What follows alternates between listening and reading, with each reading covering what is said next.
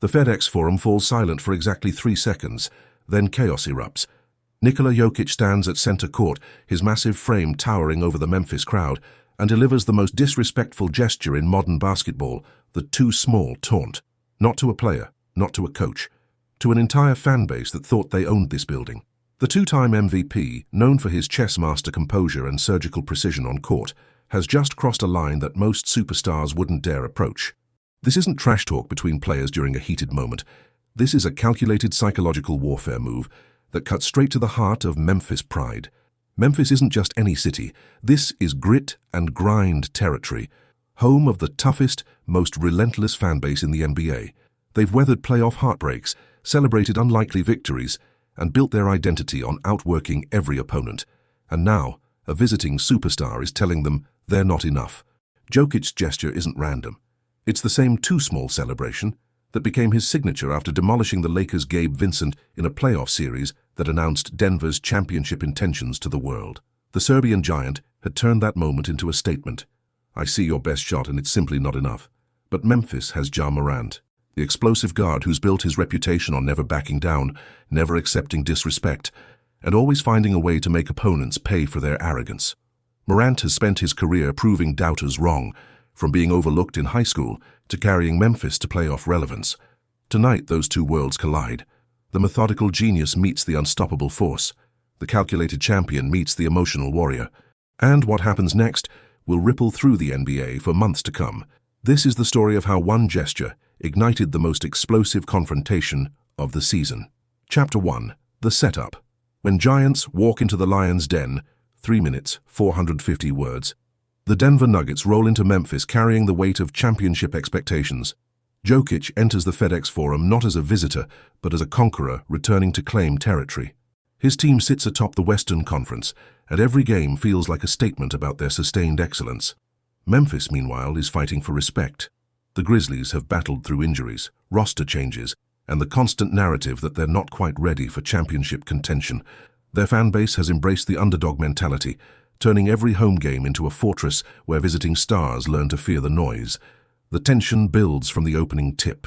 Jokić operates with that familiar surgical precision, finding angles that shouldn't exist, threading passes through impossible windows. Each basket comes with the quiet confidence of someone who's already proven everything there is to prove. He's not flashy, but every move carries the authority of a player who's reached basketball's summit. Morant responds with his own brand of artistry. The explosive drives, the impossible layups, the way he makes the rim bend to his will.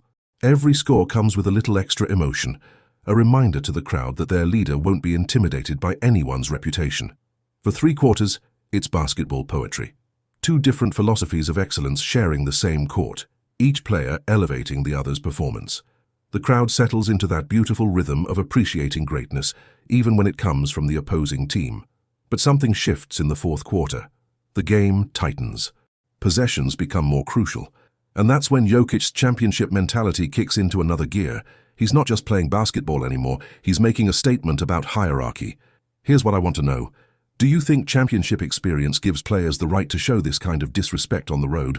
Or does every arena deserve basic respect, regardless of hardware? The moment comes after a particularly devastating sequence. Jokić has just dismantled a Memphis defensive scheme with 3 consecutive plays that showcase why he's considered basketball's highest IQ player. The crowd, which had been electric all night, suddenly feels the momentum shifting away from their team. That's when the 2-time MVP does something completely unexpected. Instead of his usual stoic celebration, instead of the quiet nod to teammates, Jokić turns to face the Memphis faithful. His expression changes. The chess master becomes the trash talker, and with calculated precision, he delivers the too small gesture that will define this entire season. Chapter 2. The Taunt, heard round the league, 3 minutes, 450 words. The gesture itself lasts maybe 2 seconds. Jokic's massive hands form that unmistakable too small signal, directed not at Morant, not at any specific player, but at the entire Memphis crowd. 18,000 fans who came to support their team suddenly find themselves the target of the most personal insult in basketball. The silence is deafening. For a moment, the FedEx Forum forgets how to breathe. Fans who've been standing and screaming for 3 hours suddenly find themselves processing something unprecedented. This isn't normal trash talk. This isn't a heat-of-the-moment reaction. This is a calculated disrespect from someone who's supposed to represent the highest class of NBA stardom. Jokic's teammates seem as shocked as anyone. Jamal Murray's expression suggests even he wasn't expecting this level of psychological warfare from his usually composed leader. The Denver bench sits in stunned silence, unsure whether to celebrate or cringe at their superstar's bold choice.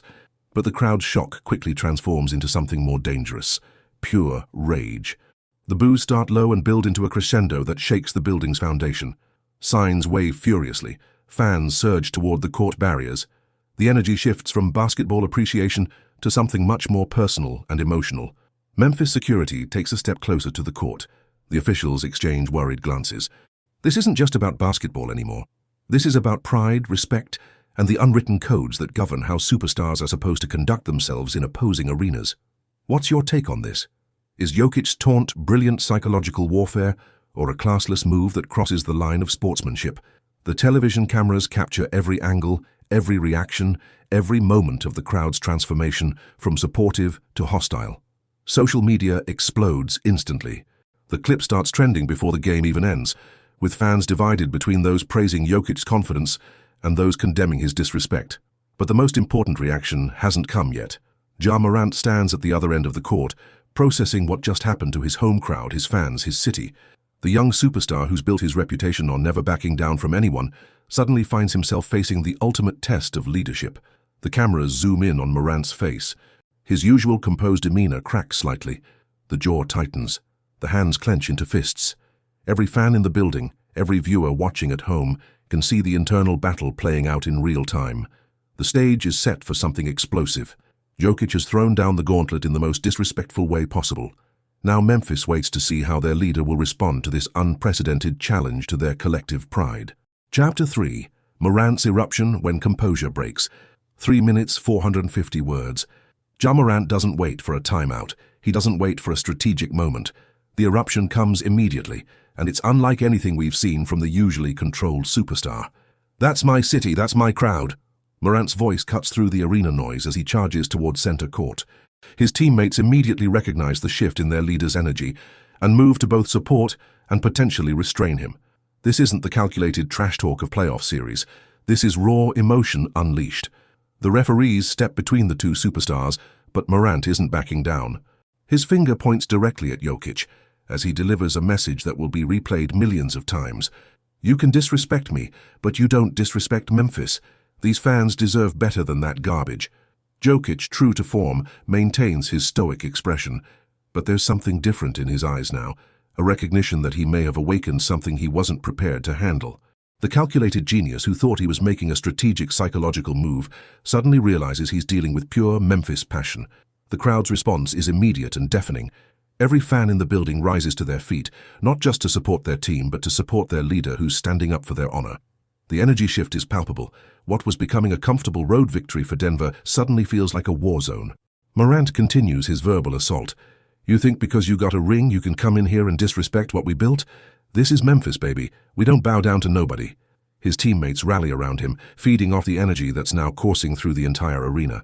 Do you think Morant's reaction was justified, or did he let his emotions get the better of him in a moment that called for cooler heads? The technical fouls come flying from the referees, but nobody cares about the free throws anymore. This has transcended basketball and entered the realm of pure territorial warfare. Social media explodes with reactions from current and former NBA players, all weighing in on who crossed the line first and whether Morant's response was appropriate. The game continues, but everything has changed. Every possession now carries the weight of this confrontation. Every basket is a statement. Every defensive stop is a declaration. The crowd, energized by their leader's defense of their honor, creates an atmosphere that rivals the most intense playoff moments. Memphis feeds off Morant's energy and starts clawing back into the game. The deficit that seemed insurmountable minutes earlier suddenly feels manageable. Because sometimes in basketball, emotion can overcome everything else, even superior talent and championship experience. The stage is set for an epic finish. Chapter 4. The Aftermath, when trash talk goes viral. 3 minutes, 450 words. The final buzzer doesn't end anything. If anything, it amplifies everything that just happened over the past 20 minutes of basketball warfare. Denver wins the game, but Jokic's victory celebration is notably subdued. Even he seems to recognize that his too small gesture may have cost him more than it gained. Morant's post-game interview becomes must-watch television. Still visibly emotional, he doubles down on his defense of Memphis. "I don't care what anybody's accomplished. You come into our house, you respect our fans, period. That's not negotiable." The young superstar's words carry weight beyond basketball. He's speaking to something deeper about community, loyalty, and the unwritten codes that govern how visiting players should conduct themselves. These fans invest their hearts, their time, their money into supporting us. Nobody gets to make them feel small. I don't care who you are. Social media becomes a battlefield. Respect Memphis trends alongside Jokić too small as fans from across the league choose sides. Former players weigh in with vastly different perspectives. Some praise Jokic's competitive fire and psychological warfare. Others condemn what they see as unsportsmanlike conduct that crosses established boundaries. Charles Barkley's reaction on Inside the NBA becomes instant content gold. "Listen, I love trash talk, but you don't taunt somebody's fans like that. That's their house, their people." Jokić stepped over the line there. Shaquille O'Neal disagrees. Champions earn the right to show that confidence. If you don't want to get taunted, play better defense. Where do you stand on this debate? Should champions get special privileges to show disrespect, or are there boundaries that shouldn't be crossed regardless of accomplishments? The NBA doesn't issue any disciplinary action, but the league office is reportedly monitoring the situation closely. Commissioner Adam Silver faces questions about whether star players should be held to higher standards when it comes to fan interaction and sportsmanship. Player reactions pour in from across the league. Some side with Jokic's competitive mentality. "That's championship confidence," tweets one Western Conference star. Others support Morant's defense of his fan base. "Respect the crowd that shows up every night," posts an Eastern Conference veteran.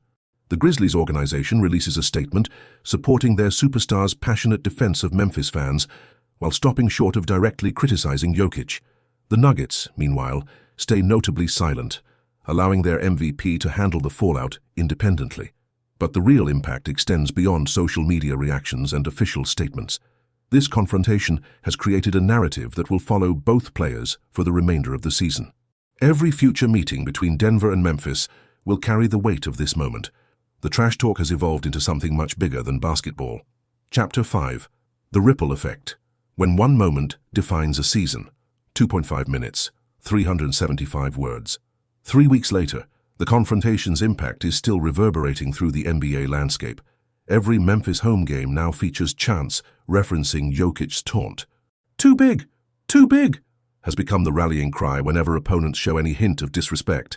Morant's jersey sales spiked dramatically in Memphis and across Tennessee. The young superstar's passionate defense of his fanbase has transformed him from a talented player into a genuine folk hero. Local businesses start using "Memphis Too Big" as a marketing slogan. More importantly, the Grizzlies' performance on the court reflects their leader's newfound emotional intensity.